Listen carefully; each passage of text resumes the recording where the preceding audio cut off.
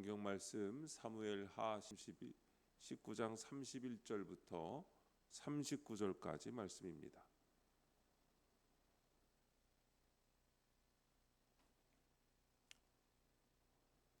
다 함께 한 목소리로 읽겠습니다. 길르앗 사람 바르실레가 왕이 요단을 건너가게 하려고 로글림에서 내려와 함께 요단에 이르니 바르실레는 매우 늙어 나이가 80세라. 그는 큰 부자이므로 왕이 마하나임에 머물 때에 그가 왕을 공개하였더라. 왕이 바르실레에게 이르되 너는 나와 함께 건너가자. 예루살렘에서 내가 너를 공개하리라. 바르실레가 왕께 아뢰되 내 생명의 날이 얼마나 있사옵겠기에 어찌 왕과 함께 예루살렘으로 올라가리이까? 내 나이가 이제 80세라. 어떻게 좋고 흉한 것을 분간할 수 있사오며 음식의 맛을 알 수 있사오리이까? 이 종이 어떻게 다시 노래하는 남자나 여인의 소리를 알아들을 수 있사오리이까? 어찌하여 종이 내 주 왕께 아직도 누를 끼치리이까? 당신의 종은 왕을 모시고 요단을 건너려는 것뿐이거늘 왕께서 어찌하여 이 같은 상으로 내게 갚으려 하시나이까? 청하건대 당신의 종을 돌려보내옵소서. 내가 내 고향 부모의 묘 곁에서 죽으려 하나이다. 그러나 왕의 종 김함이 여기 있사오니 청하건대 그가 내 주 왕과 함께 건너가게 하시옵고 왕의 처분대로 그에게 베푸소서 하니라.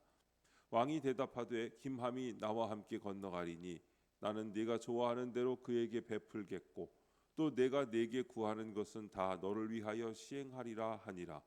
백성이 다 요단을 건너매 왕도 건너가서 왕이 바르실레에게 입을 맞추고 그에게 복을 비니 그가 자기 곳으로 돌아가니라. 아멘.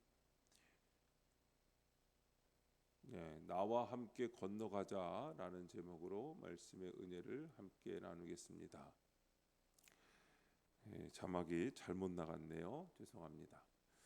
본문 요약입니다. 바르실레가 요단을 건너는 왕을 배웅하자 다윗이 그에게 예루살렘에서 함께 살자고 권합니다. 바르실레는 80 노인인 자신이 왕께 누를 끼칠 수 없다며 정중히 사양하고 자기 아들 김함을 대신 보냅니다. 왕은 그를 선대하기로 약속하고 바르실레에게 입맞추고 축복합니다.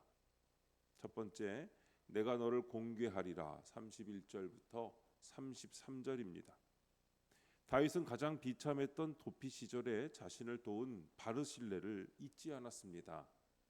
왕권을 회복한 다윗은 이제 그를 예루살렘으로 초대하여 평생 공개하겠다고 합니다.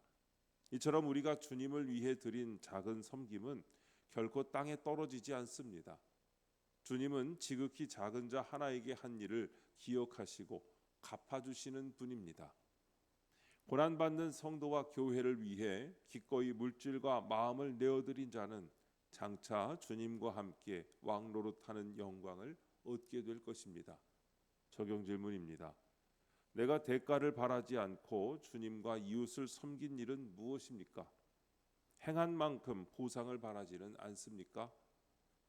우리는 대가를 바라지 않고 섬겼다고 생각하지만 아무도 알아주지 않으면 서운해질 때가 많습니다.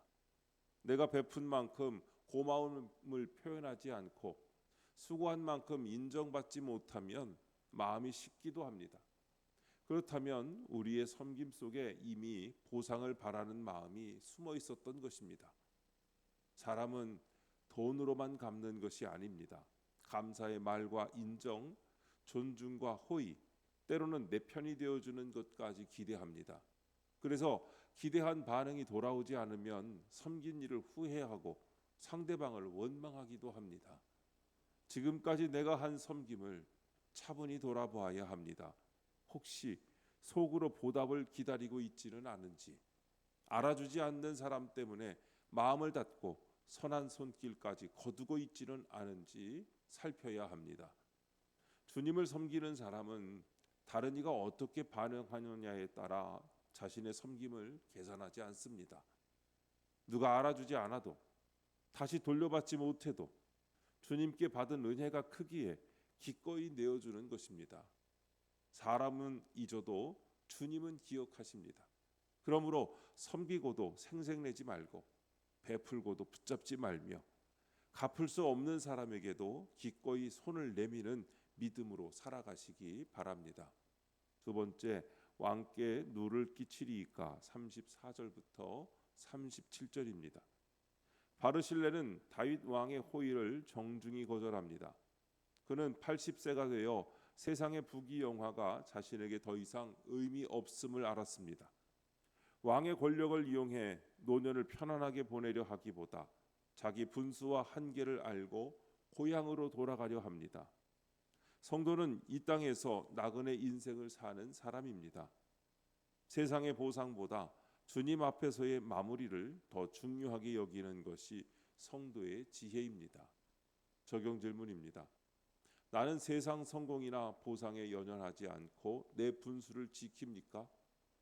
우리는 세상의 성공과 보상에 연연하지 않는다고 말하지만 남보다 뒤처지는 것 같으면 마음이 쉽게 흔들립니다. 다른 사람이 더 인정받고 좋은 자리를 얻는 모습을 보면 비교하게 되고 이미 가진 것이 적지 않은데도 더 가져야 안심이 됩니다.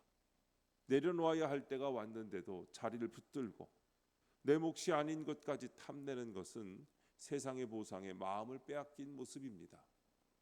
자기 분수를 지킨다는 것은 꿈을 포기하거나 현실에 안주하라는 뜻이 아닙니다.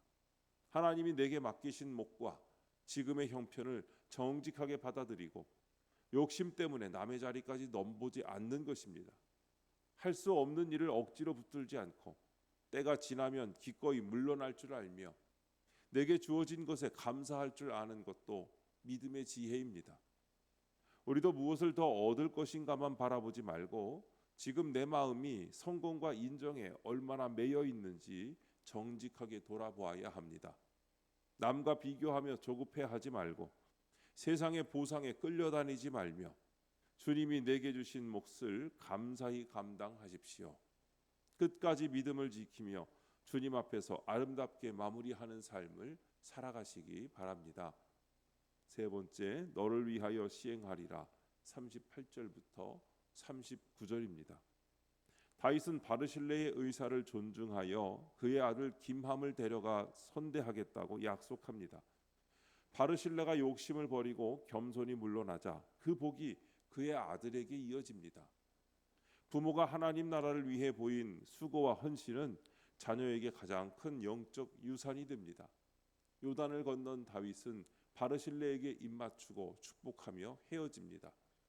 내 욕심을 버리고 주의 뜻을 따를 때 하나님이 나와 자녀의 삶을 책임지시고 가장 선한 길로 인도하십니다.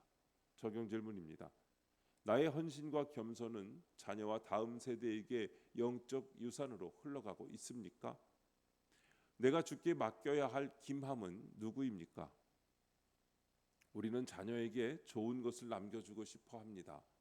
넉넉한 형편과 안정된 기반도 필요하지만 더 오래 남는 것은 부모가 무엇을 위해 살았는가 하는 흔적입니다.